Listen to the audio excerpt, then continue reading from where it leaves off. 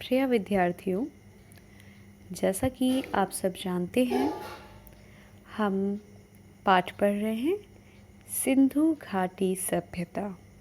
उस पाठ में पढ़ते हुए हम अब भारतीय संस्कृति की निरंतरता पढ़ेंगे।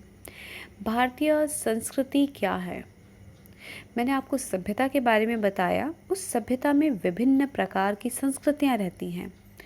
आज हम उसी संस्कृति के बारे में पढ़ेंगे, कल्चर के बारे में। हमें आरंभ में ही एक ऐसी सभ्यता और संस्कृति की शुरुआत दिखाई पड़ती है जो तमाम परिवर्तनों के बावजूद आज भी बनी हुई है। इसी समय मूल आदर्श आकार ग्रहण करने लगते हैं और साहित्य और दर्शन, कला और नाटक तथा जीवन के और तमाम क्रियाकलाप इन आदर्शों और विश्व दृष्टि के अनुकूल चलने लगते हैं। इसी समय उस विशिष्टतावाद और छुआछूत की प्रवृत्ति का आरंभ दिखाई पड़ता है।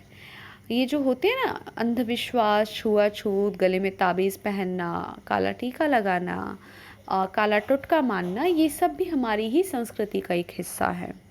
तो ये सारी चीज़ें संस्कृति में आती हैं। किसी के जन्म पर गीत गाना, किसी के मरने पर भी कहीं कहीं की ऐसी संस्कृति हमारे भारत में कि गीत गाए जाते हैं।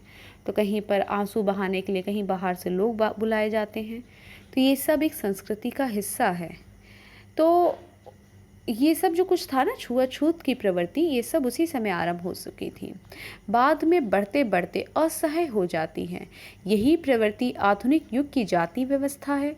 ये व्यवस्था एक खास युग की परिस्थिति के लिए बनाई गई। इसका उद्देश्य था उस समय की समाज व्यवस्था को मजबूत बनाना और उसे शक्ति और संतुलन प्रदान करना। किंतु बाद में यह उसी समाज व्यवस्था और मानव मन के लिए कारागृह बन गई। फिर भी यह व्यवस्था लंबे समय तक बनी रही। उस ढांचे के भीतर बंधे रहते हुए भी सभी दिशाओं में विकास करने की मूल प्रेरणा इतनी प्राणवान थी कि उसका प्रसार सारे भारत में और उससे आगे बढ़कर पूर्वी समुद्रों तक हुआ। इतिहास के इस लंबे दौर में भारत अलग थलग नहीं रहा। ईरानियों और यूनानियों से चीनी और मध्य एशिया तथा अन्य लोगों से उसका संपर्क बराबर बना रहा।